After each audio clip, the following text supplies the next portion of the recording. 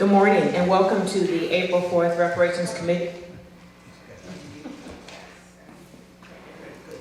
Good morning and welcome to the April 4th Reparations Committee meeting. We do have a quorum. It is great to see the committee here in person, all of you that are here in person, and so many of you that are joining virtually.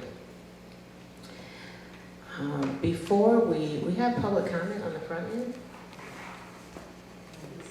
We're doing the listening session first. So as you know, we were not able to move forward last month with our listening session, and we're going to do that first. So we want to make sure that we leave space to hear from the community on any concerns, feedback, questions that you might have, so that we can continue being informed in this process. It is important that we remain open and inclusive, and that the process continues to be informed by the community, and particularly by the harmed community, the Black community here in Evanston, Illinois.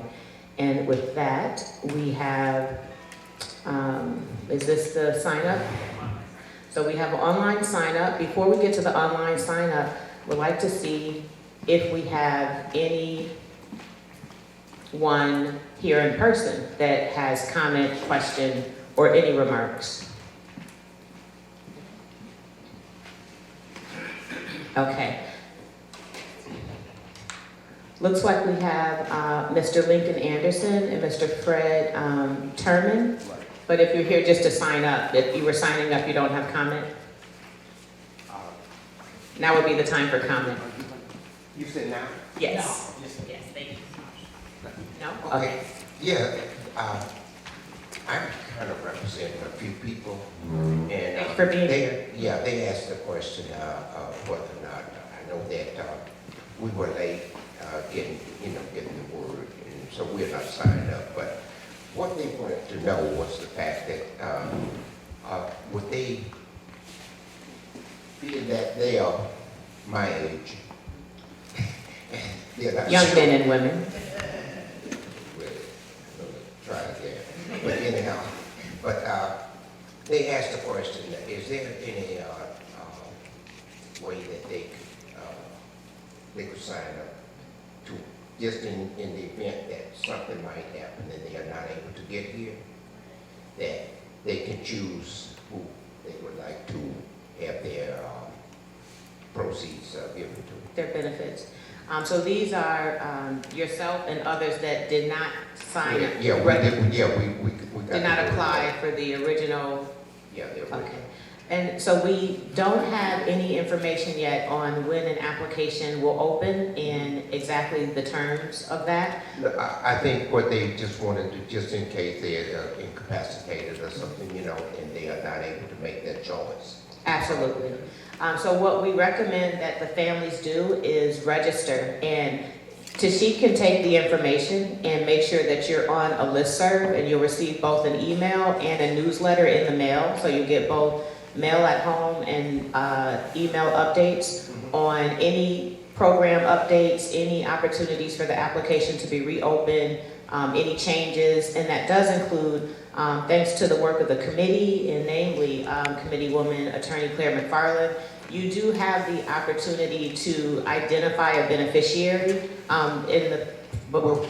See, our problem is that we haven't signed up yet. Right. So it's not, at this point, the application is closed. It closed at around 620 applicants, and it is to be determined when it will reopen. So my recommendation is that you sign up for email, and that will have you sign up for receive a newsletter in the mail as well. Okay. Clear?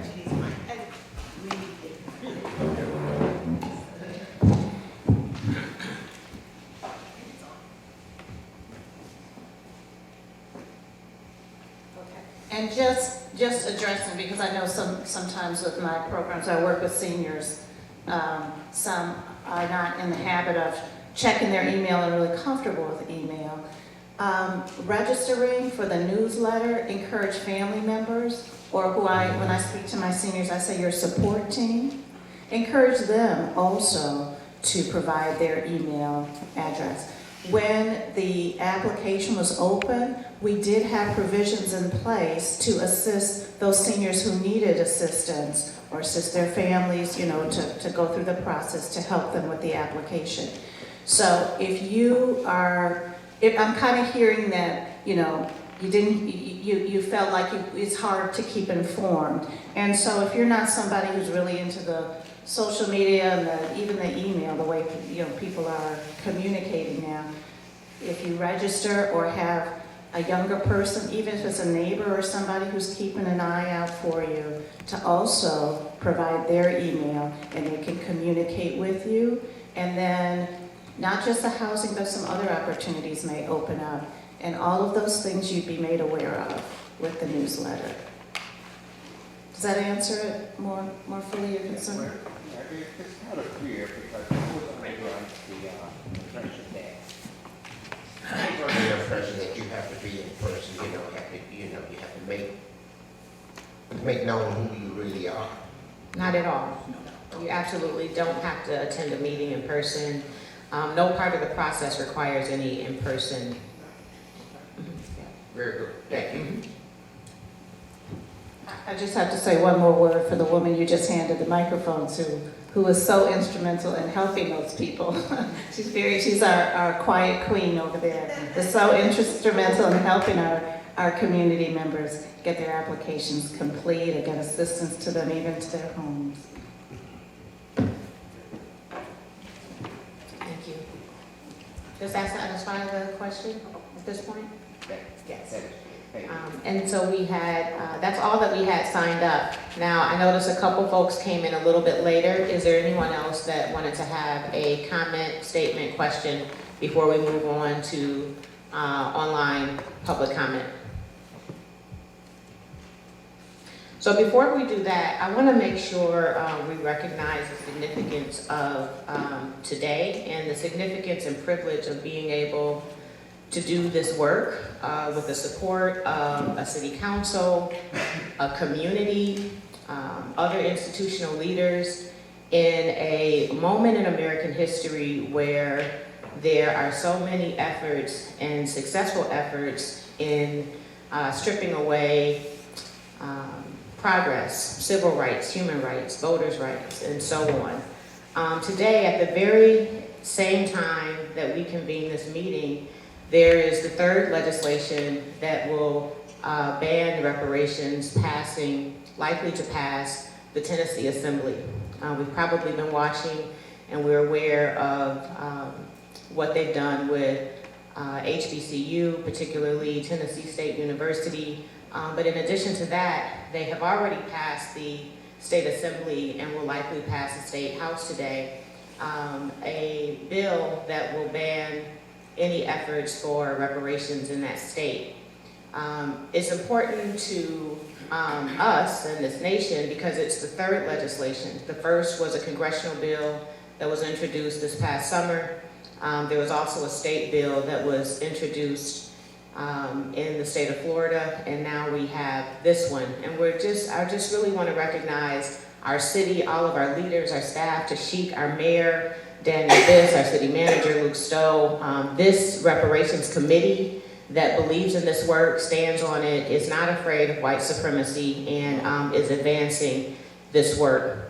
So I just wanted to recognize that the Tennessee State Assembly is doing this on the tragic anniversary of the assassination of Dr. Martin Luther King.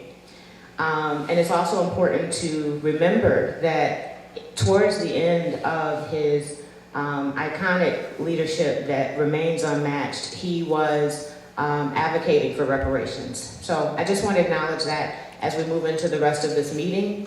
Thank you.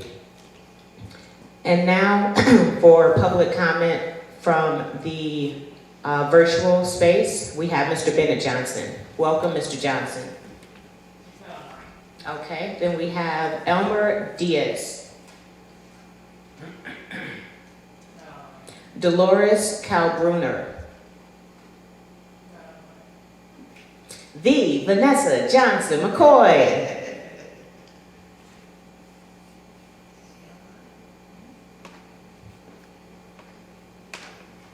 Good morning, can you hear me? Indeed. Okay, I had to pull over. I was driving, gotta be safe. So let me pull over, let me put it in the park. Good morning, everybody. Thank you for allowing me to comment. I'll try to make it short and sweet. Two things. One is I usually say thank you to the committee, and I just wanted to say today a special thank you to the city staff. Number one, to she, who is awesome, and we really miss you while you were Yes, gone. we did. I hope you got some rest and are recharged to continue the awesome work that you do. We really did miss you. But I also wanted to say thank you to the city staff, Audrey, Carmen, and the others, even volunteers, I think, that helped while Christine was gone. Because several of us descendants began receiving our 25,000. Whoop, whoop.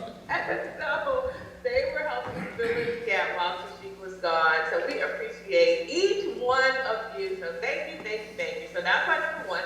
And my number two is that I'm super excited about next Saturday. Everybody mark your calendars and meet us next Saturday, which is April 13th, for a community Black Wealth Building Day at my church, Faith Temple Church of God in Christ, 1932 Dewey Avenue, with the honorary street name of Bishop Carlos Moody Sr. Avenue, 1932 Dewey, from 10 to 3, where we will have representation from the City Reparations Committee, as well as many of us in the real estate profession. We know that one way to build Black wealth is through home ownership or property ownership. And so we'll have many real estate agents, attorneys, inspectors, etc., insurance folks, like just a whole gamut of folks that are involved in the housing arena, there to answer your questions, to just give support and encouragement. Many people rent, and they've been renting for many, many years. And if you've been renting for many, many years around here, you can probably get a mortgage. And don't worry about down payment assistance. The banks offer many programs.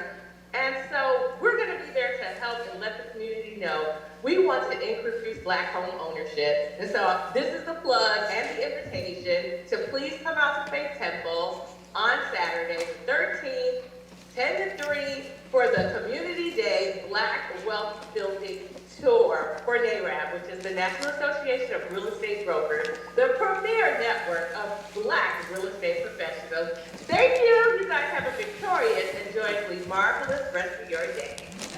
Thank you, Sister Vanessa. Thank you so much.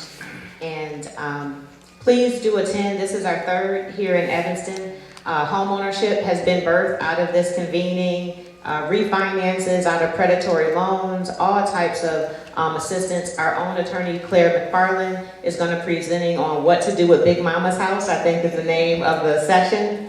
And many other leaders. We have banks and more to come about banks later in the agenda. Next we have Jasmine Judani, Brian Shepard, Hector Hernandez, Anthony Swope,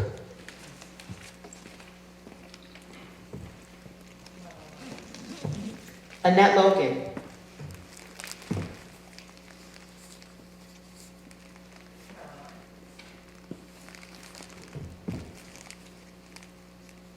we should see, I wonder if there's a clear distinction on signing up for the meeting and signing up for public comment. Yeah. Okay. Powell Brannon. Brenda Wilson.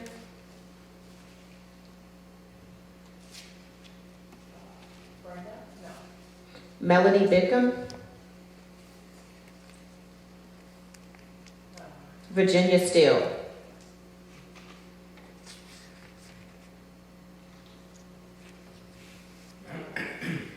Renee Diaz.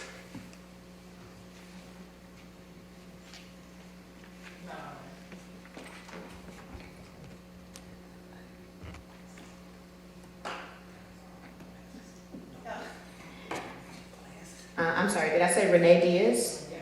Cordelia Gaffer. Gloria Pierce. Emmanuel Diaz Hayes. Lolita Lloyd. Rita Pointer. Okay, thank you for being here, Rita.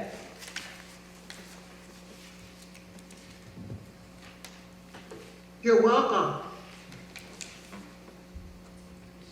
Hello, I'm here today because we were told that we couldn't initially sign up in 2021. And my husband's name is Floyd Pointer. Some of his siblings have already signed up. Can you guys hear me? Yes, we hear you fine. Okay. And my husband's family initially signed up in 2021. However, I think your name is Robin, isn't it? My name is Robin, yes. Okay, Miss Robin. So my husband's family signed up in 2021. However, we were told we couldn't sign up in 2021 because we were no longer Evanstonians. However, when I spoke with Ms. Tashik, she said that that was not true. We could have signed up, but I didn't know the stipulations, or we didn't know the stipulations. It was said that you had to either move back to Evanston. However, I personally know people who no longer stay in Evanston and said that they're receiving the initiative. So I just wanted to get clarity on that. Thank you for the question. There was a lot of confusion due to misinformation that was being shared in the community. There was never a requirement that you are still a resident in Evanston. But the initial program did have different terms. And the home improvement at that time, our restorative housing program, did not include cash as an option. That was an evolution of the program after much input from our legal department and our ability to give cash. So at that time, if you did not live in Evanston, you still were eligible to apply. Many people did that didn't live in Evanston, but that benefit would need to have been exercised here in Evanston by way of towards a down payment of a home improvement, or paying down a mortgage principal balance. It also could be transferred, and some folks did choose to transfer their benefit to direct descendants. And in one particular case, I'm thinking of a father that transferred it to his son. So there were some options, and there definitely was eligibility to apply if you were not living in Evanston at that time. So I think that was some confusion around not being able to use the homeowner benefit outside of Evanston versus eligibility, but those were two separate matters. Okay. All right. So in other words, Robin, the cash initiatives was created after the initial sign-up in 2021, if I'm... That's exactly correct. In fact, I think it was even a little more than a year later that we did not have a legal clearance from our corporation counsel at that time to give cash, and it took a lot of work to understand any tax penalties from both the state and the federal government, and that's been cleared, and only recently have we moved forward with cash as an option. Okay. So at this point, what can we do going forward? Since Willie's siblings, he had two siblings signed up. I think it was Marjorie. We don't, ma'am, we don't want to have the names. I'm sorry.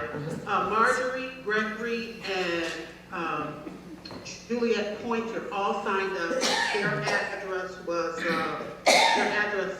Ma'am, we definitely don't want you to put their addresses on there and the names also. But we understand that there was a family where some signed up and some did not sign up. Okay. So going forward, what can we do, Ms. Brown?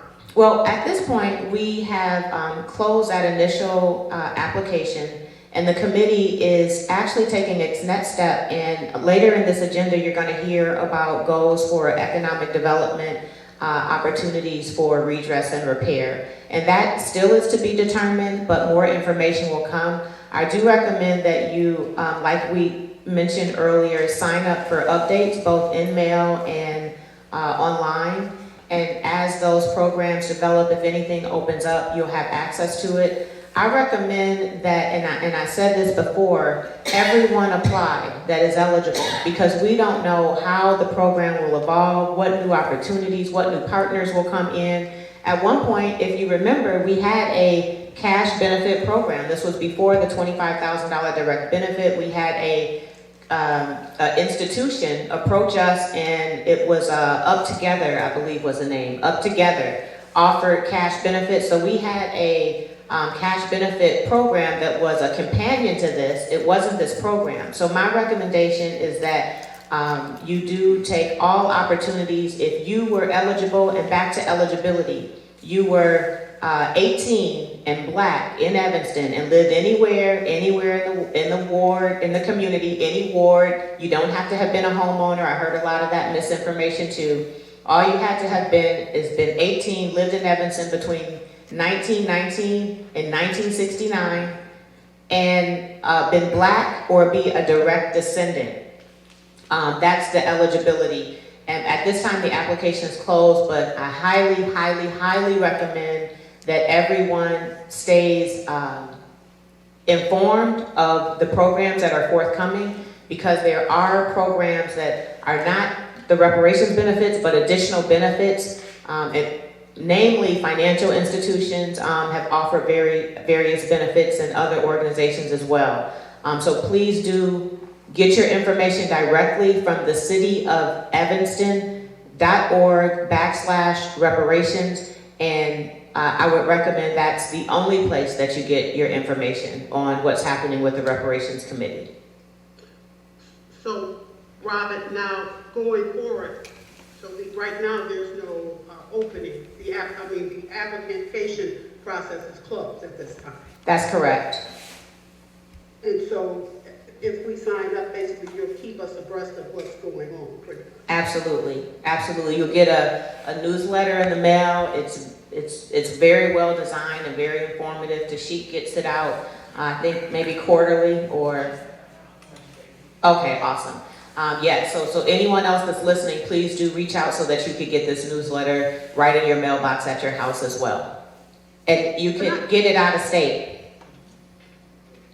Okay, can I ask another question? Why was it was just such a confusion, because Ms. Robin, we were told you couldn't sign up. I understand. And I'm just trying to figure out, why was that not made clear at that time? It was made very clear by the committee and the staff in the city of Evanston, but there were efforts to misguide, misdirect, undermine, discredit, damage, harm our efforts. That's unfortunate, because the only harm was to the Black residents that were steered away from applying from a program, and now you have, folks are receiving their benefits, and it's real, and that hype and effort, I don't know what they're doing now, but that's my explanation. And so I have always said, get your information from cityofevanston.org/reparations. These meetings are always public, and they are always recorded, so you can always go back and actually watch it on Zoom as well, so you can see for yourself and interpret for yourself what happened. Also, Tashik and her team are available for one-on-ones, direct questions. She fields them all the time. So even when there is media, even the most reputable media doesn't always get it right. We've seen that this is a slavery reparations, and we've seen all types of things about the way the program is designed and who's eligible that has been inaccurate from even very reputable news outlets. So my recommendation is that you contact Tashik. You can contact any one of the committee members that are here. But I highly recommend that you get your information, and I'm not speaking to you directly, Miss Rita, but everyone. I can't tell you how many people I run into the community that didn't apply because somebody told them or they heard on Facebook, and all of this stuff is not going to happen. Some people apply just because others convinced them that a check would never come. And now, here we have, you know, over $3 million, and then we'll see what the report says, but, you know, 454 direct descendants, folks our age, are receiving benefits. So that's my recommendation for not just the Reparations Committee, but all city business. It's your right to know, your voice is needed, and the facts are important to make a decision on how you participate in opportunities in your government. Okay, and I sure appreciate that, Ms. Robin. I've seen something coming up in September. What exactly is that? What do we have in September? Do you have any more details? No, but I didn't know if it was like a sign up, if there might have been a possibility of another sign in September. And so that is my question to you. No, that is not coming out of the Reparations Committee. And we don't have anything on our calendar other than our standing Reparations Committee for September. Okay. All right, well, thank you. I sure appreciate you. All right, thank you so much. Thank you very, very much. And I do hope that this example will quiet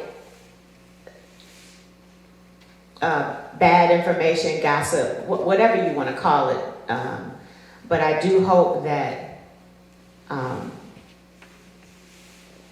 this sets a new trend for particularly Black folks getting their information, the facts that they need, because this was harmful. In many cases, this was harmful. $25,000 could have been life-changing, life-saving in some cases. It certainly was going to be wealth-building in many cases, and this was harmful. So I do hope that the community is listening, and that you, as much as we enjoy being social and the entertainment of social media, I do hope we get very serious about our rights and access to information and get it directly from those that can give you the facts. Thank you. And next we have Ms. Malika Gardner. Oh. Okay. This letter is from Malika Gardner, Where the People Meet TV. Dear Tashik Kerr and Reparations Committee, I hope this message finds you well. I am reaching out to share my thoughts and ideas regarding the Wesley building, particularly in the context of our ongoing discussions about reparations. Unfortunately, I will be unable to attend the meeting in person or via Zoom due to prior commitments. However, I am fully available for further discussion or providing additional information as needed. The displacement of tenants due to developments like the Wesley building is a pressing issue that requires our attention. My proposal centers in an idea of the Reparations Committee purchasing the Wesley building to prevent further displacement and to address the needs of the affected tenants. Furthermore, I suggest exploring the possibility of purchasing other buildings to assist displaced Black residents who are being impacted by private developers aiming to gentrify the community. By taking proactive steps to acquire these properties, we can safeguard the rights and well-being of our community members while upholding the principles of reparations. Additionally, it would be beneficial for the Reparations Committee to consider a model where a percentage of ownership in these acquired buildings is given directly to the displaced residents. This approach can help prevent the Black community from being priced out of Evanston, thereby reducing forced displacement. I emphasize that I am not suggesting that these displaced tenants apply for a loan to acquire a percentage of ownership. Rather, it should be given to them as a form of reparations. This approach aligns with the core principles of reparations, which seek to address past injustices and create a more equitable future.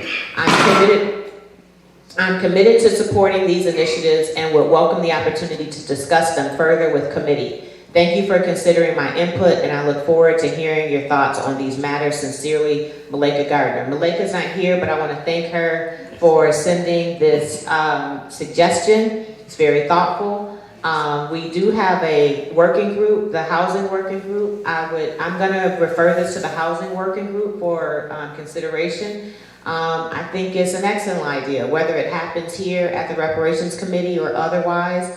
Gentrification is a real issue, the exodus of the Black community, all these things are really real, and that's what has us committed on this committee to doing this work around reparations. So just really quickly, a little bit about the Wesley building that she's referring to. These are private properties that had non-compliant building structural issues, and all of the residents, and there's actually 3 different buildings.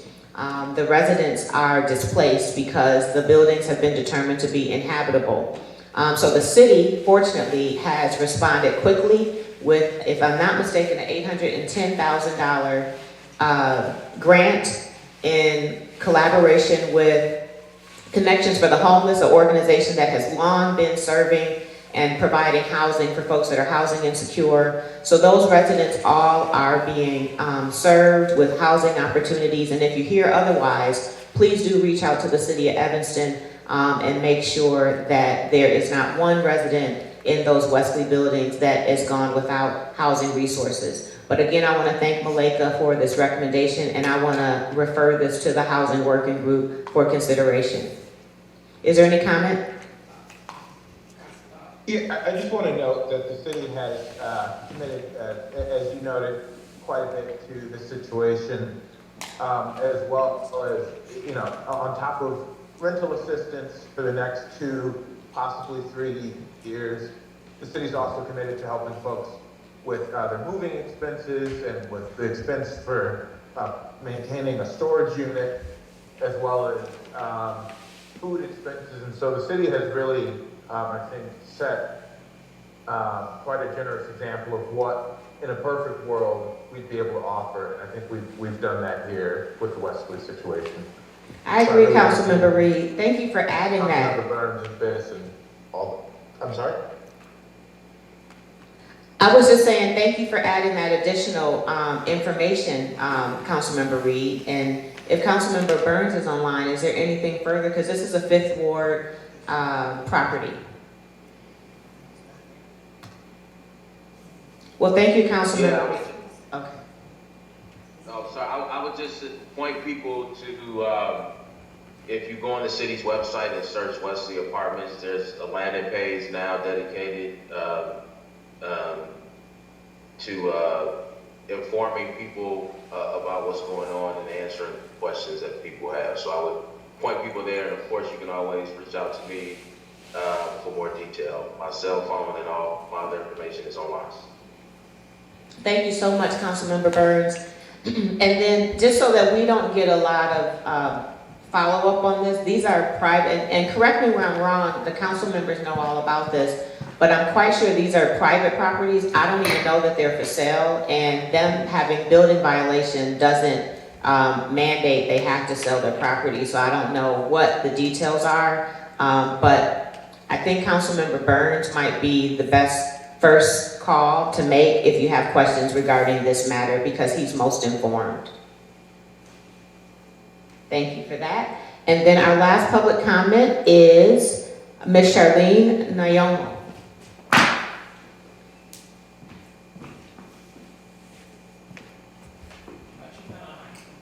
Okay.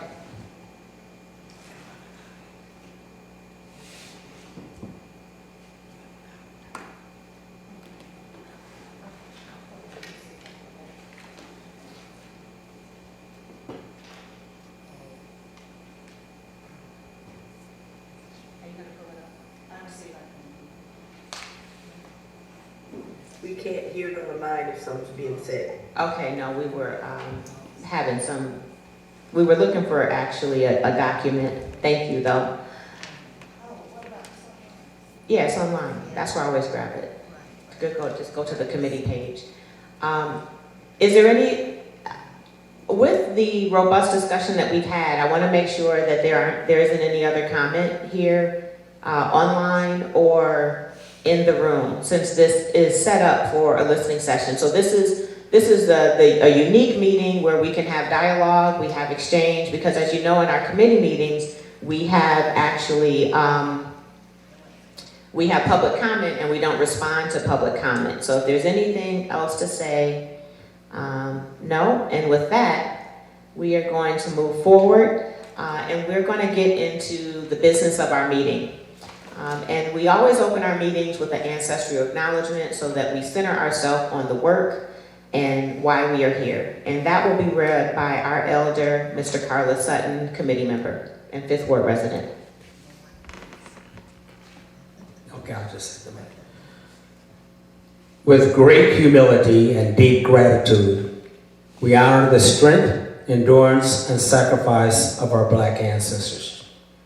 We honor those enslaved African people whose forced labor was exploited for generations to help establish the economy of our region and the United States. We honor these Black ancestors who persevered despite discriminatory laws and practices that created a racial caste system, legitimized anti-Black racism, and continues to plague our community today. It is only by recognition and understanding of these errors begun during our nation's origins and continuing today that we can hope to correct our path. We acknowledge this exploitation of not only our minds and labor, but of our humanity. We grieve for those Black ancestors who, despite their contributions to the city's wealth and freedom, were never recognized, fairly compensated, nor allowed to fully realize their own sovereignty. Because of their work, we are here, and we will invest in the descendants of that legacy. And through this process, we work to repair some of the harms caused by the city of Evanston.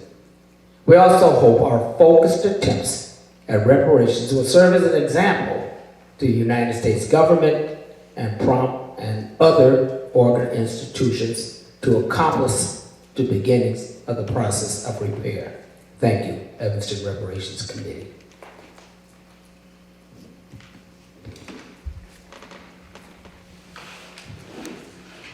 Thank you, Mr. Sutton. And next we have item 3A and B and C. We have approval of our committee meeting minutes.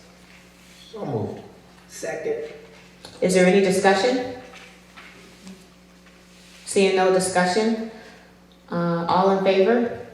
Aye. Any opposed? Motion passes. And next we have our,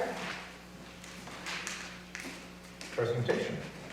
yes, we do. Item 4A. Really excited about this. We learned so much in our first program, and what we learned is capacity is a challenge. Operationalizing this work is something that we have to innovate. We've learned a lot along the way, and now we are moving on to discuss our next opportunity for reparations and redress, led by our own committee member and Councilman Devon Reed, who is joining us remotely. We have a presentation. Thank you. I will introduce Twyla Larnell, who is an assistant professor of political science at Loyola University here in Chicago. Her research and teaching interests center on American, urban, and local politics and public policy, with a specific interest in racial, gender, and class politics in the areas of local governmental representation. And so really excited, the Economic Development Subcommittee interviewed a host of folks, and Dr. Larnell rose to the top as being what we saw as most prepared to take on the challenge, this specific challenge of engaging in a disparity study around our the economic state of the Black community in Evanston. And so we're really excited to have her on board. The committee has started the work in some regard ourselves. We've had business owners, Black business owners, at just about every meeting to discuss their challenges. So I will turn it over to Dr. Larnell to speak more about the process that we're hoping she engages in.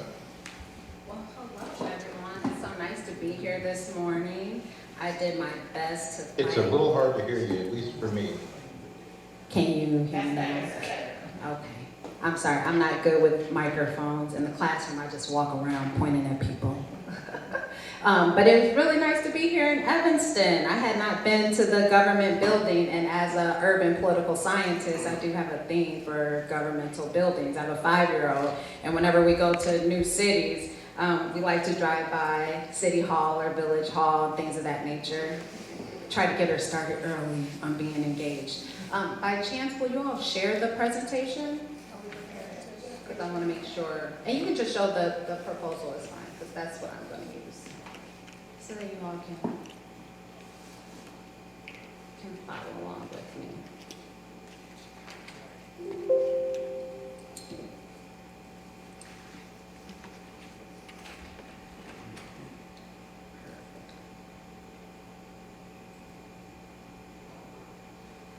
Okay, just a moment.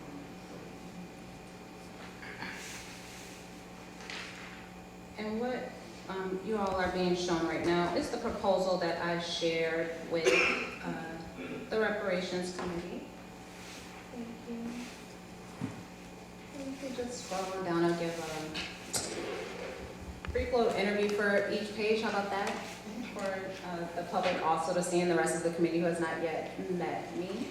All right, I am Twyla Blackman-Larnell. I am an associate professor of political science at Loyola, which I guess is right down the street. I've been there now 13 years, which I cannot believe. I actually graduated from Lake Forest College, not too far up, and then went straight on to Michigan State for my PhD, and then back here to Loyola. But I live in Oak Park, which is very fun, especially in doing this study, because it's pretty similar.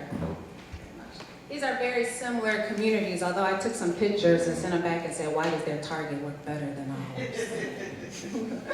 But Evanston is doing some really, really great things right now as it relates to reparations and equity in the village, and I am very excited to participate in it. What I want to talk to you today, and I'm going to try to get through it pretty quickly because I know members of the committee have seen the report, but I know that you all in the public have not, and those of you at home have not. Last year, myself and a few other of my colleagues at Loyola partnered with the Chicago Urban League to put together the State of Black Chicago report. And that was a really eye-opening experience to be able to delve into the spatial data, which we often don't do in understanding disparities. A lot of times people are just throwing statistics at us, and many times the scholars that are doing the statistical analysis are not always doing so in a way that is most equitable and ethical, if I can say it in that manner. And that's what this slide is getting here.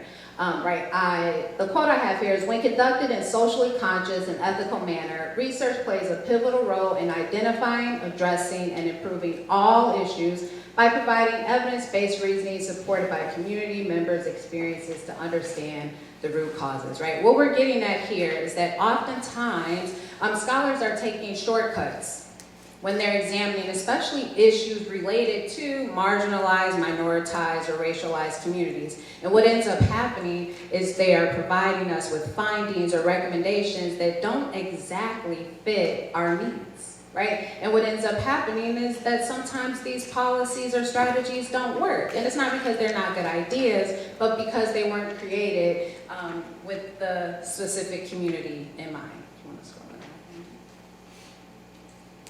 And so in this proposal, what we're really focusing on is trying to identify racial patterns in Evanston business activities, right? As I was listening to the comments earlier, Evanston is having the same issues that many other communities are having, whether we're talking about big urban communities like Chicago or smaller villages, wealthier villages like Evanston or Oak Park, in which we're trying to support all of the groups that are present in these communities, but specifically Black residents who have been in these spaces for an extremely long time and still have not exactly felt included in the success of their communities, right? And so what we're trying to do here is focus specifically specifically on business activity in Evanston, specifically on racial disparities, focusing especially on Black-owned businesses. The map you see down here is an older map of redlining here in Evanston, and I like to show my students these maps because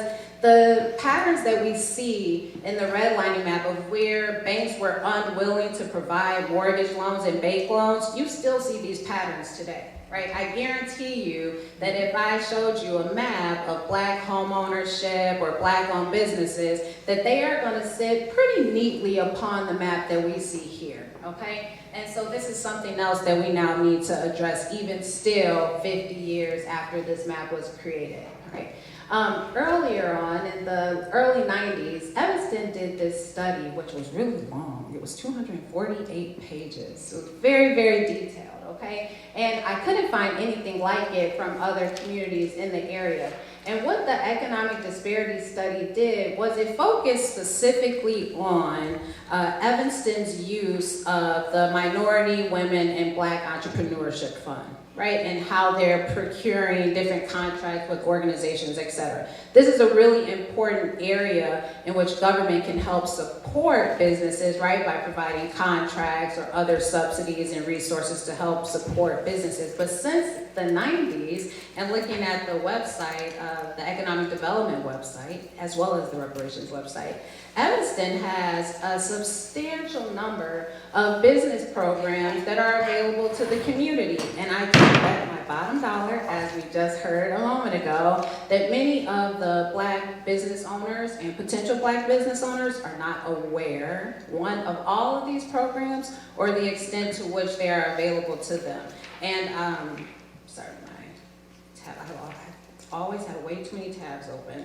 But looking at the economic development website, right, I'm looking at not just the minority, women, and Black entrepreneur employment programs, right? There's different programs around the storefront modernization program. You have TIF districts. I see other business registration programs helping to support and uplifting entrepreneurship and business ownership. However, that report, again, focuses on one very particular aspect of government support of businesses. What I want to do now is expand on that. Definitely going to replicate the 1996 report, but we're going to look at a lot more other aspects that we now know have huge ramifications for businesses, especially Black-owned businesses. So the report is set around 5 specific questions. The first is, what is the status of racial economic disparities here in Evanston, right? So we're looking currently. Next is, how has this issue evolved over time? And I'm thinking we're looking more 1996, right, to 2006, to here we are now in the early 2000s. By looking at different points in time, we get to have also a better understanding of the policies that were being implemented at that time and the impact that they're having as well, right? So we'll be able to understand if what was happening in the early 2000s was working versus in 2010 versus now, et cetera. What are the advantages and disadvantages of the earlier interventions? The 1996 report was very poignant. If you have some time to read 248 pages, I would advise you to do so. It was very transparent and it was very straight to the point. It was clear that in the early 90s that there were some really serious issues as it relates to Black businesses being able to take advantage of those particular resources at that time, right? And I'm sure, based from the website, that we've seen some extensive improvements since then. But I want to take a moment and look at what Evanston did in response to the 1996 report to see what worked and what didn't work, what's still working, right, and what can we maybe bring back. Next are what policies and programs can be used to diminish the disparity and support Black-owned businesses. And then there is the other question of recommendations, right? How can we improve these communities? So what you're looking at here,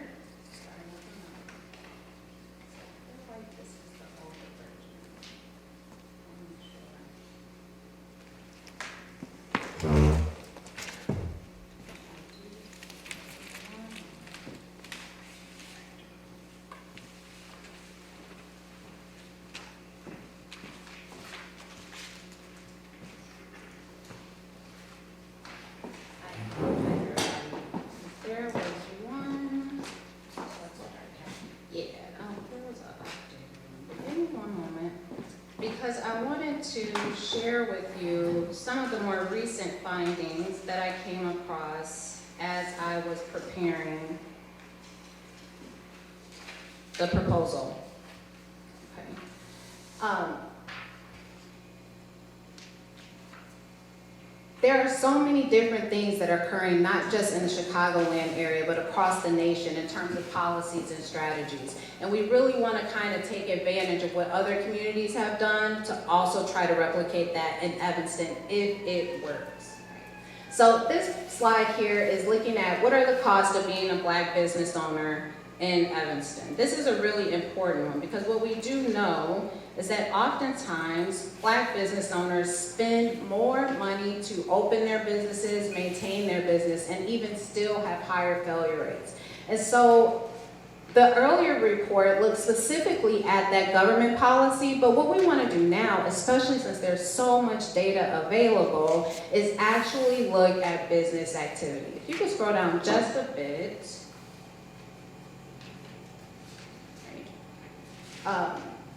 We'll be able to take an examination, not only, I'm sorry, if you scroll just a little bit, so we can see all of the previous page. There you go. We want to look at financial data, right? Access to capital, operational expenses, right? Market disparities. If they're operating in a market that's pretty big in Evanston, how are they doing in relation to their competitors? What is a hindrance for Black entrepreneurs as opposed to other entrepreneurs in those same industries? We also want to look at networking. This is a really big aspect of business support. How often are you networking with other individuals who own business or even in other suppliers? Can we reduce our costs by working with each other? What are other businesses doing to help reduce their costs? Right, securing governmental contracts, that is a big part of this analysis as well. But the next is also community engagement, because we know that because of racial consciousness, many of our Black business owners and entrepreneurs are going to spend a substantial amount of their social capital and financial capital giving back to the community, right? And we want to look at that and how that is also impacting their businesses as well.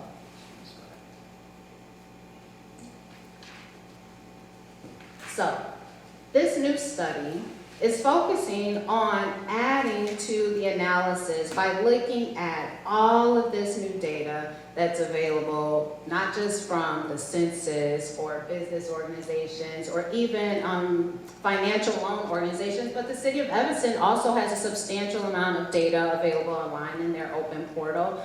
But I like to use spatial analysis, as I told you before. So we're going to be using ArcGIS software to be able to create a ton of different maps. What this software also allows us to do is put a ton of different data sets on top of each other. So follow me for a second, right? So we start off with block groups. Block groups are generally the smallest census geographical space that we look at. It's like your neighborhood. I tell people in the city of Chicago, the block group is almost like the little 3 square blocks around you. Okay, for Evanston, block groups are a bit bigger because people are spread out just a little bit more. If I'm not mistaken, there's around 30 block groups in the village of Evanston. And what we can do is then be able to take the census data from block groups and put it in a map. But then I can also look up the business licenses and permits in Evanston and put that on top of that, as well as the racial or other demographics of the business owners on top of that, as well as the business activity, so on and so on and so forth. So by the time we put all of this data into one space, I can look and say, okay, business owner A owns this particular business. It's located in this community. This community is a well-to-do community. It's a diverse community, etc. It's this close to the train or this close to the highway. See where I'm going with this, right? It's this close to other economic activity or walkability, right? We know that if your shop is located on a boulevard or a commercial avenue, it's way more likely that people are going to just walk in and shop and buy, as opposed if you're in a little cul-de-sac and things of that nature. So this allows us to look beyond just governmental programs, but other factors that we know support businesses, right? Where you're located matters. If you're located around other commercial activity, that matters. See where I'm going? Right? And so that's the new analysis. But the big part about this is community input. And I was really happy when I walked in and saw so many individuals, one in the room and online for a subcommittee meeting. For local government, it's a big deal, okay, I just want to say. We want to make sure that we are definitely getting the input of Everstonians, particularly business owners. Now, it really depends on resources. I'd love to be able to inquire all residents and businesses about their perceptions of racial disparities and diversity when it comes to businesses in Evanston. But we would love to at least be able to get a chance to survey Black business owners. This gives us a lot more insight into what specifically are causing hindrances or support. Better be able to understand the challenges and how we can improve the environment for Black business owners. Now, all of this is great, right? And that's usually where scholars and nerds kind of like end the deal. We just do our findings and we publish it and that's that. But I like to go a little bit further because the research doesn't really matter if we're not really improving communities. And so a big part of this is being able to come up with recommendations, evidence-based recommendations, not just based on the research, but also based on what the residents and business owners tells us as well. We want to make sure though, however, and this is huge, especially for Evanston, giving the emphasis on reparations, and we know right now in this period of time, affirmative action, diversity, equity, inclusion programs are facing, what is the word, heightened opposition as they begin to actually, we're seeing these programs being rolled back in different institutions, etc. And what we really want to get at is how can we ensure that we have covered all of our bases when it comes to governmental stipulations around diversity, affirmative action programs when we create these recommendations. So a big part of this is having to take the time to not just come up with ideas, right, but ideas that can stand the test of time. And by the test of time, I specifically mean the Supreme Court, right? And so this part of the proposal spends a little bit more time getting more deeply ingrained into what you have to do to be able to withstand what we call strict scrutiny, right? Whenever a policy is presented to the court system and it's based on race, or government is distributing resources based on race, the burden of proof is on government, right? They have to prove that that policy is what we call necessary and compelling, right? That there's absolutely no other way to address this problem but for a race-based program. And sometimes that's really, really hard to do, okay? And so what we're gonna do here is we're gonna focus, as I say in the bottom, narrowly tailored to achieve the interest while using the least restrictive means possible. So that means we're gonna focus on race-based policies, but I'm also gonna look very deeply into the many other race-neutral policies and programs that are offered on that economic development page to see also how they have been supporting Black businesses and how we can use those programs as well. And so I'm hoping that's more of a comprehensive analysis, right? So we'll be able to diversify our strategies, if that makes sense. The timeline that I have here is about 6 months, although as I'm thinking a bit more and having looked more deeply into the various economic development projects, I'm thinking maybe a month more. Data collection, that 2 months, is primarily where I'm going to be going very deeply into all the government documents, the different program documents, etc., but also when we're going to be doing that survey. Right, we really want to get that out, and it'd be a virtual survey, which is pretty easy nowadays. All the kids have their QR codes. My teenager keep me up to date. We also have flyers, right? We can put advertisements in business windows, email, Facebook, right? Even TikTok, right? These are very useful platforms for things of this nature. Data maintenance is essentially just cleaning up the data, organizing it so that we can actually use it and analyze it, which is, analysis shouldn't take too long at all, and then drafting the report. I do like to put in a window for revisions. This is when members of the Reparations Subcommittee will have the full report, and they'll be able to go through and see if there's anything that they would like to expand on or want to revisit, etc. I do take time to drive through communities. I like to have visual reports, right? And this is also part of the classroom. So I like to include different pictures or images of Black businesses, communities in Evanston, residents, etc. So if you see me out and about taking pictures, that's why. Usually I have my toddler with me because she's cute and she brings people around. And they're more willing to take pictures, okay?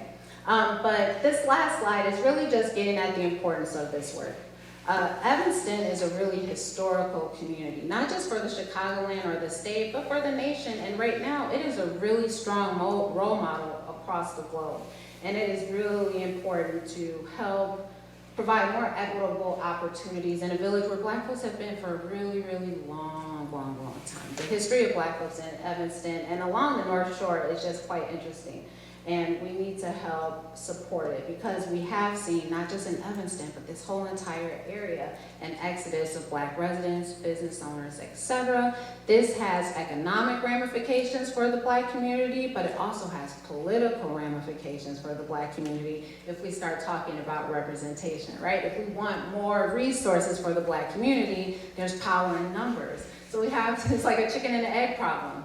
We have to have enough resources and amenities to maintain our Black population so that they can then open the businesses and support the businesses and feel included and stay, right? So it's like, we gotta figure out in what part of this chicken and egg problem do we wanna intervene so that we can help retain Black families and business owners, but also bring in more. Even if they're just visiting people like me, right? I can get out of Oak Park a little bit and come and walk around Evanston, shake it up a little bit, right? This is a way to bring folks into the community. There's so many neighborhoods across Chicago, and oftentimes people forget that these villages that surround it are just an extension of the city. That's how I think about it, right? You can jump on the Blue Line and go to Oak Park and Harlem and Lake and do all your things over there, although, again, your Starbucks is better than ours. Or, right, you jump on the Red Line and you come on up to Evanston and you take part in what's up here, okay? And we have to help expand, right, people's knowledge, not just about the Black businesses here in Evanston, but about the resources available for Black businesses in Evanston. And so that's what I'm really hoping to do in these next couple of months. Thank you. Thank you.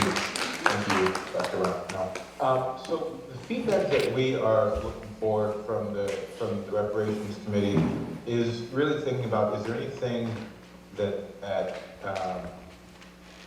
the committee thinks needs to be included that is not included? Any feedback like that would be really helpful. Any direction that the larger committee can give, or just general feedback would be really helpful. I will give updates on that development committee at the appropriate time, but this is really laying the foundation for the work that we're going to be doing. So any feedback is appreciated. Thank you. My feedback is thank you, Councilmember Reed. Thank you, Doctor, for how thorough your even proposal is. We've already been educated on strict scrutiny and narrowly tailoring and so on in our preparation for our reparations from our law department and from Claire and others like Justin Hansford. So we understand that. I am excited for whatever a next step is. I really don't have any more input. I just want to offer gratitude. I want to make sure, and I'm sure that Councilmember Reed and the rest of those working on this working group will make sure that there's thorough outreach to the Black business community. And I want to note that former Alderman Peter Braithwaite has some leadership, and there's a Black Chamber of Commerce group, and they have at least quarterly networking events. So that will be a good place to share information and also get feedback from that convening. You might be able to connect, if you can connect to Peter Braithwaite or through the chamber, is a good idea. And then I'm sure you're also connected with the business districts. We have SEBA in the 5th Ward, and also the Hill Arts, and Councilmember Burns, correct me if I'm getting the name wrong, but there's at least 2 business districts in the 5th Ward and throughout the city. So I just wanted to lift that up. Pardon? As well as the Howard. But I want to note, Councilmember Burns, I think, needs to be promoted to a panelist. He Oh. said he's unable to unmute. Oh, did you fix it? Okay, Councilmember Burns? Yeah, I think, if you can hear me, Tashi took care of it, so I'm good. But I'm also really excited about this work. I remember Councilmember Reed and I attended I don't know if you'll call it a conference around reparations in Hampton, Virginia. This was one of the more crucial things that an attorney that spoke at that event said that even cities that are just starting their reparations work should really focus on. I think for us in Evanston, it'll not only kind of add to the body of work that will protect us against judicial scrutiny, but also help us better serve our community members. And so this is really exciting, and appreciate the Economic Development Committee for working on this. And I would, as the chair of the NWDB committee, if you wouldn't mind giving us a presentation, that would be wonderful. I can coordinate with you offline, but I'd love for our members to understand this work and understand how they can best support you in it. So thank you. Most definitely. It's actually my hope to be able to sit down and speak with a few members of the Economic Development Committee, the Reparations Committee, as well as those others who are supervising the various programs that we saw online, again, so that can get perceptions from governmental officials and those who are running the programs as well. But I do have a question. You mentioned the business districts. I did do a deep dive into the data that Evanston has online, and I saw a ton of maps, but I did not see maps of business districts. So I'm wondering if maybe... Councilmember Reed will get it for you. Okay, yeah, thank you. Yeah, Neil, we're really fortunate. We have Neil from the Economic Development team, who's also staffing the Economic Development Subcommittee. And so Neil is really going to be a great resource for you for that information. Yes, Neil and I text. We don't live that far from each other. So I will definitely catch up with Neil, because that would be great, those business. Because I saw the federal historical districts, the local historical districts, right? And these, again, are pretty cool because those are also bringing in more foot traffic and more activity. So it'd be really nice to get the maps on the business districts as well. Any maps, I'll take them all. Is there any other committee feedback or comments, questions? If I can say I'll just quickly mention, Chair, that we have a new website called Enjoy Evanston that maps all of our business districts as well as their new name. So, Robin, you mentioned Hill Arts. It's actually Ashland Arts now. Nice. And it's, instead of SEBA, it's Church and Dive. So, I love that. But search Enjoy Evanston and you'll find a bunch of information on all our business districts. Perfect, because that was the next question.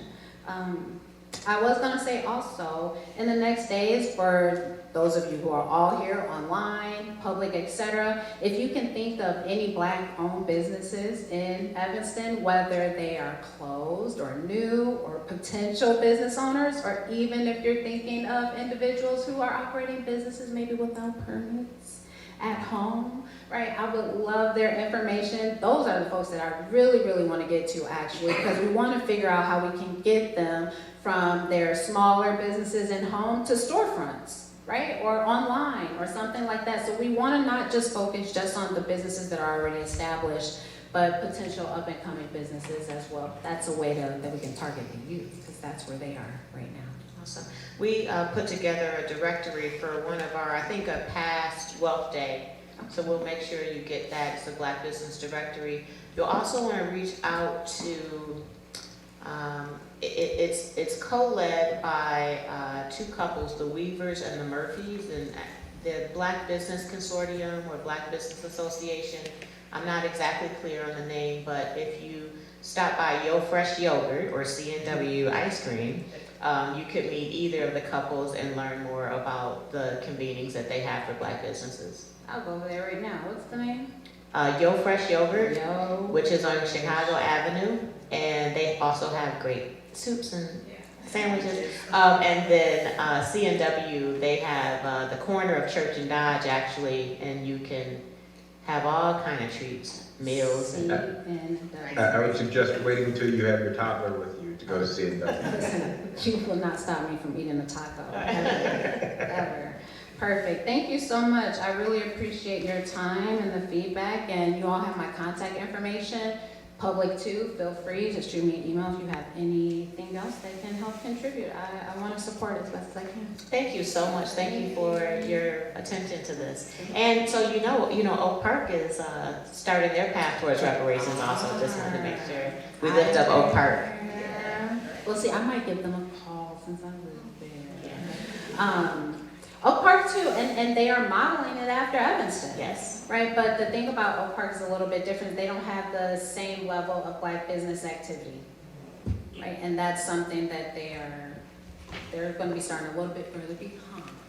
But there's other communities here in Illinois. California, as you know, as a whole state, is examining reparations. So that's pretty cool too.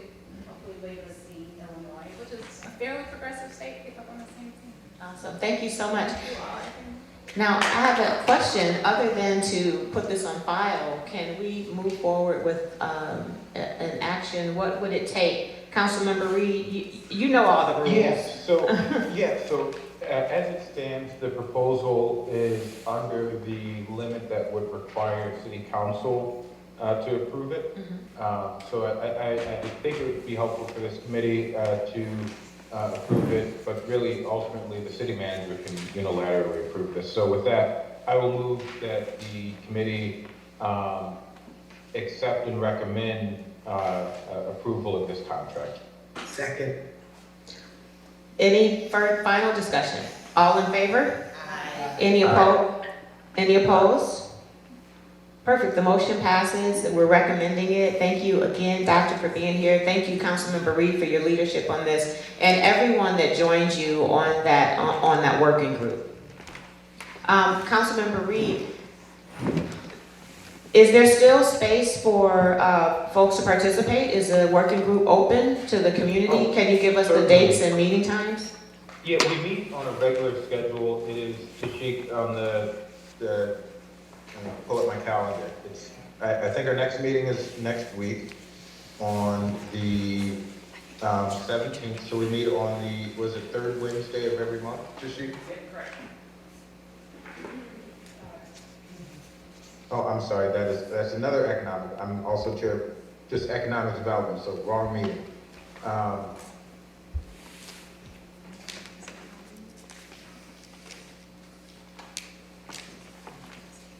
We're meeting on Tuesday, April 9th, at 2 p.m. So I think the schedule is to meet on the second Tuesday of every month. My apologies.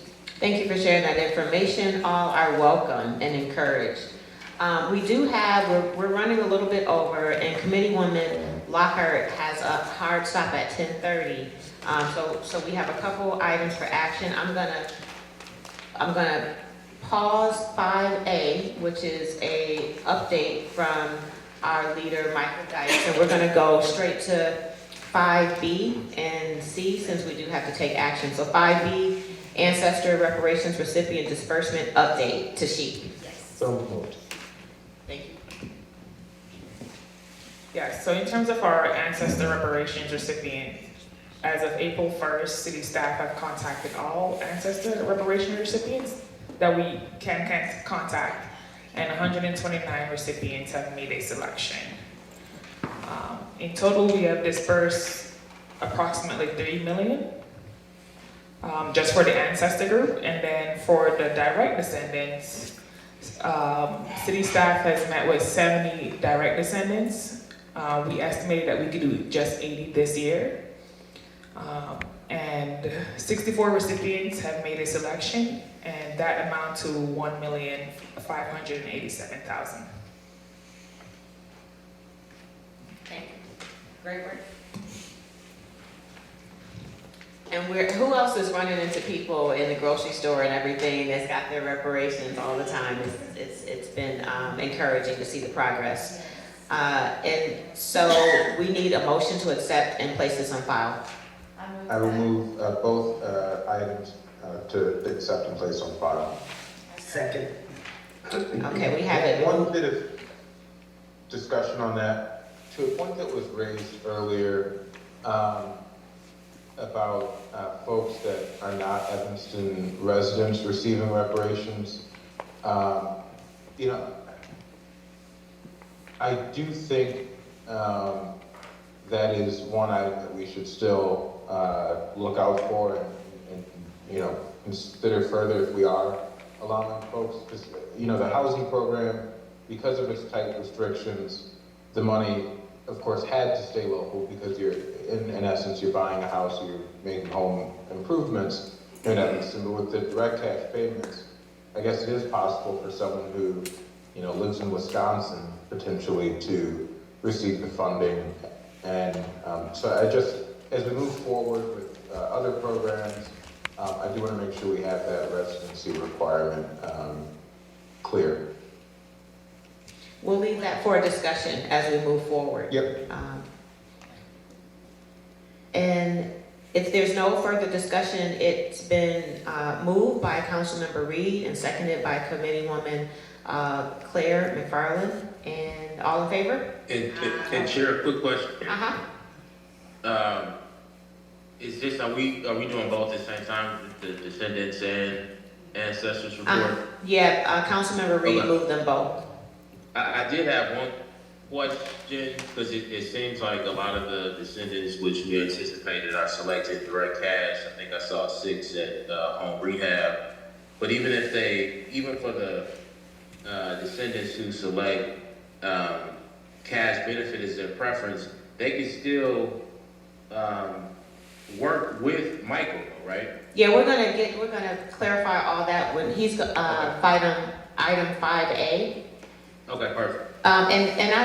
So before we close this out, I think it's informing to note, and we probably should be surveying this. I'm sure we're doing something. If not, let's be more intentional.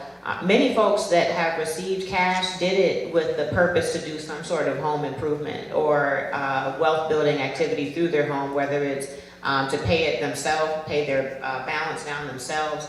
But from what I'm seeing, really everyone that I know has the intention to do something related to home equity and wealth building. So that should be informing to know as we consider any further work. And also folks that may want to partner and do something similar should know that that's the case. And some folks have had partial, I don't know how many have opted for that, well, partial home improvement, partial cash, and all of the above.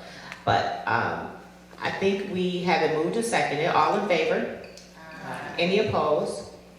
Okay, items 5, B, and C have passed. And now we will go back. Everything else is for discussion and communication in case we lose quorum.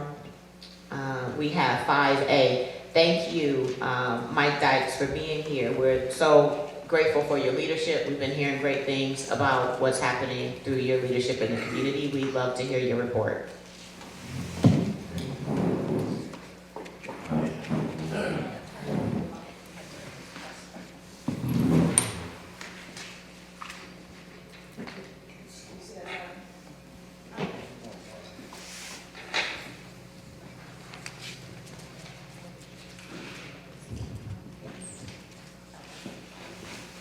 Okay, thank you for having me. So, I have, my position is I'm the construction program administrator, and what I do is I collaborate with the recipients that want to do home improvement. And to you, Bobby, that I'm willing to work with anyone, regardless if they use this, if they use it specifically for home improvement, or if they take the cash and they want to do it. A lot of the people are coming in, they already have what they want to do in mind, so I let them know that I'm more than willing to help them and vet them with their contractors and how it goes. With that being said, I've seen people come in, when they come into the meetings, they're saying, okay, just gonna take the money and run. But then we start talking about some of the benefits of the city picking up some of the tab on the permits and easing things through. Seen a couple of people change their mind and start to utilize the services fully. So we have total from October to now, I've had 17 people that have chosen the home improvement benefit. Of that, I've been in contact with all 17 of them. And I have 16 scopes of work that have been listed to the website. We have started, I have 4 projects that are over 50% done. And we're moving along very well. Very little friction, very little problems. I've got another 7 that are gonna start within the next week. And the rest, we're waiting to get bids together with the homeowners and with the contractors as we come to it and select a full project. We're getting everything done from kitchens, bathrooms, fences, and some minor things. It's just like cleaning things out, whichever one, however they want to go and whatever they need. So we put those scopes of work out, take the bids and talk to the people and get them going.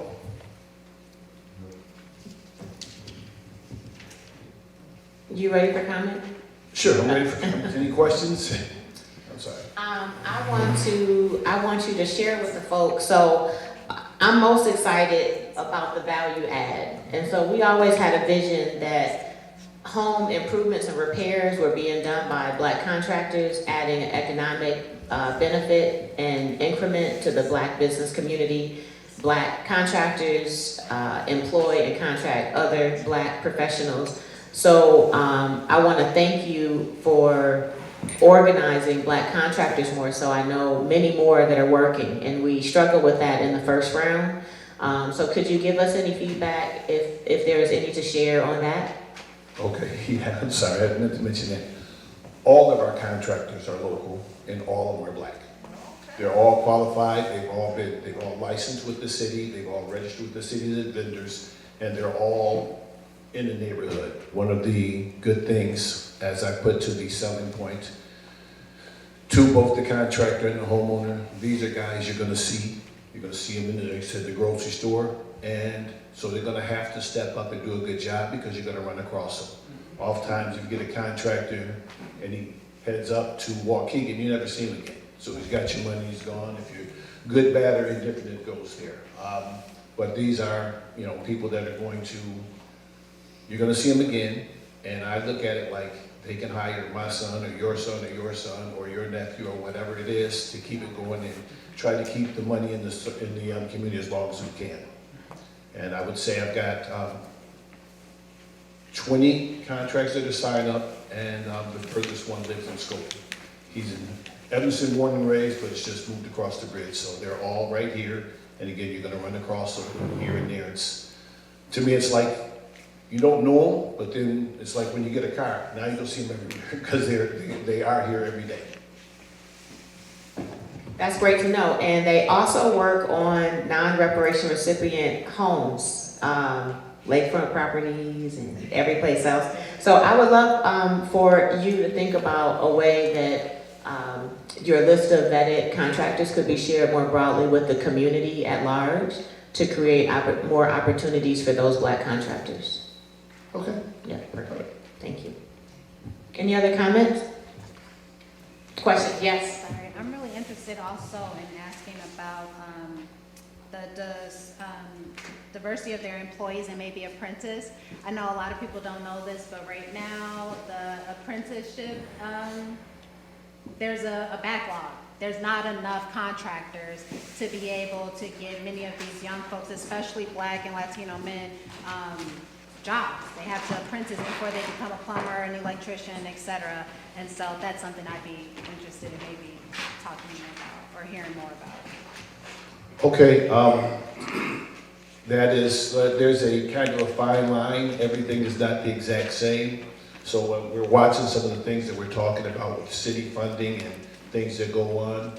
Most of the contractors that I deal with are all-in-one houses per se. They're not trades, specific trades, and so apprenticeships go through a whole trade situation, and that's one of the reasons we're kind of X'd out, to kind of get on what you were saying. One of the reasons we're kind of X'd out because it's an apprenticeship program that for you to be a plumber, and plumbers hire plumbers that hire plumbers. Very few plumbers look like us. So then it's like, I can't, no matter how good I am at a plumber, I can't get them in. And in '82, I went to college. My brother started working in the trades. He worked for a plumber for 18 years straight. Never got him a license, he can do everything you need done, but never got him a license, never got him to finish it. They hired the ones that look like that. It's our turn. Gotta keep working on that. A lot of that work, MWEBE is gonna be a great place to learn more about that. Right, for sure, because they're signatories, and so when you look at a lot of the bigger projects that come, they're looking for signatories because the general contractor's union. So he can only, no matter what he wants to do, no matter how nice he wants to be, he has to hire union contractors. And all of my 19 people, the 19, 20 guys that are signed up here, they're all in one house. There's no union shop. Because if you're a union plumber, you can't paint at all. You can't do it at all, so it's kind of, you're isolated. And unfortunately, most of the time, there's not enough guaranteed business for me to become a plumber. Because I can't do anything else. What I'm gonna do when I'm done with this city project, how do I feed, for the rest of my life? So how is that affecting your permitting for more intricate jobs, or those things that require a city permit? Because without that plumbing or electrician certification? Okay, good, glad you mentioned that. One of the things that I've been most pleased about with this program is the synergistic mix and how. And Mike, real quick, we can't hear the questions online. Committeewoman Claire McFarland asked. Okay, I got it. So the question was asked, with us being an all-in-one house and not specifically licensed for plumbing or electrical or any of the direct trades, how has that been working with us with permitting? And I was going to say, one of the things that I was most pleasantly surprised about with all of this is the synergistic mix between the departments. So when we've gone to permitting, which a lot of our smaller contractors dread, like, oh God, I gotta go through permitting.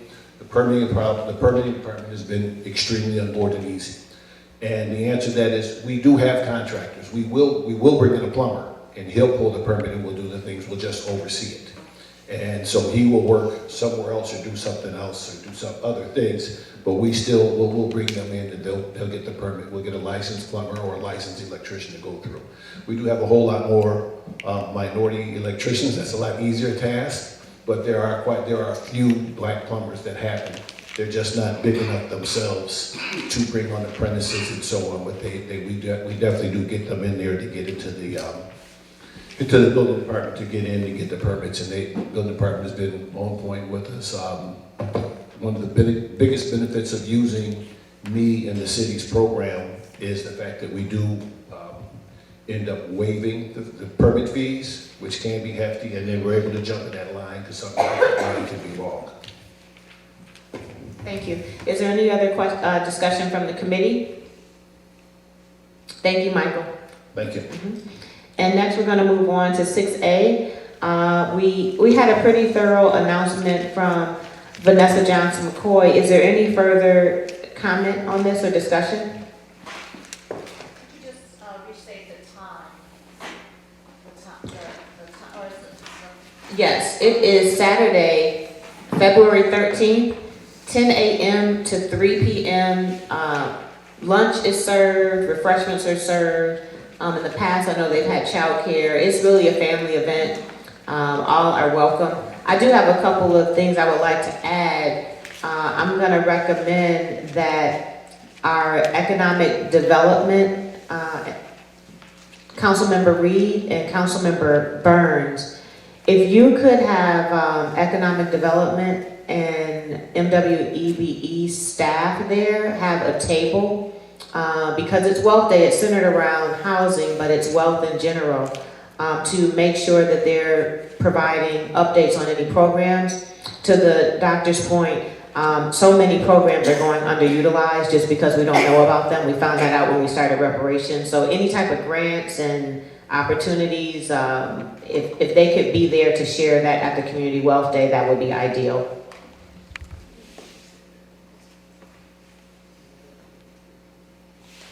Councilmember Reed and Councilmember Burns? Are you all? Sorry, absolutely. Tashik, if you can, if you can email me and Tammy, and let's try to figure that out. Okay, thank you. And I'm also happy to report that just generally, Chair, we've been doing a lot more events Mhm. out of the NWDB committee.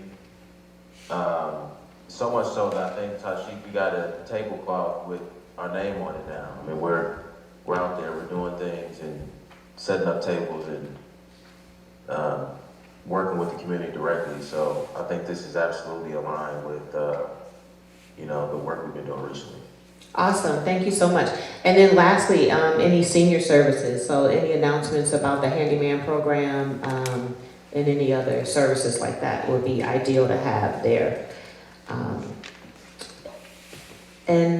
Moving on, we have Reparations Committee Working Group updates. Are there any other updates from the Housing Working Group or Education Working Group?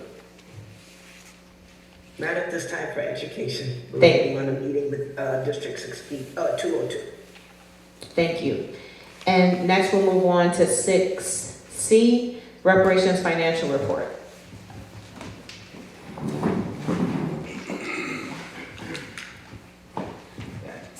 So as of April 1st, the city has received $52,000, $457 in donations to the Reparations Fund. The real estate transfer tax, that's the tax transferred into the Reparations Fund. We have received $350,050. We expect that revenue to catch up in the summer. So.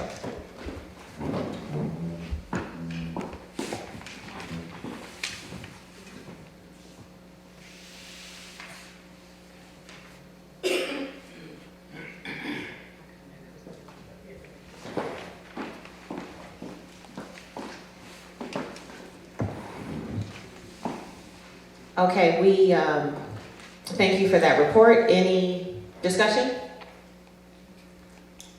I saved the best news for last, everybody. And I'm so disappointed that Miss Tina Payton isn't here, but I know her homie, Mr. Carlos Sutton, is gonna give her the good news. We've had a long goal to practice reparations in every aspect of this work. From the process of eligibility and how we eliminated process racism, and how we onboarded Mr. Mike Dykes and how he's adding value to bringing Black businesses on to do the construction work. But this one was a little more complex because it required layers of approval and all types of, anyway, let me just get right to it. We are going to be depositing the reparations fund in a Black-owned bank. And we are going to be yes, that's a big deal.